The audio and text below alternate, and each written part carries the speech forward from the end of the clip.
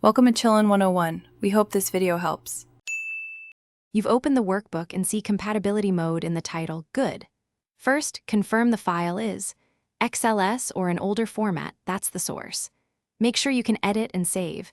If the file is read-only, save a copy to your local drive. Once done, you won't fiddle with settings or options panels. You'll convert the file to the modern Excel workbook format so Excel stops restricting newer features. Now you convert. Go to File, then Save As, or press F12 for a quick save dialog.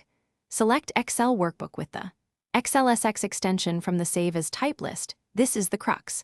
Name the file and press Save. Excel will convert the structure and metadata. Make sure any macros are saved separately if needed because XLSX does not allow VBA. Close the workbook after saving so Excel clears. Reopen the file you just saved. You should no longer see compatibility mode. Excel treats it as a current format workbook. If you relied on macros, save as macro-enabled.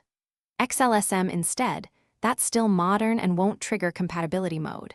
If Save As was unavailable because of permissions, choose Save a Copy to a writable location or remove protection on the original.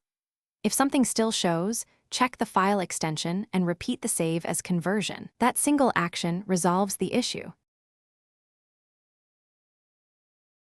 Thanks for watching. Consider subscribing if we helped you.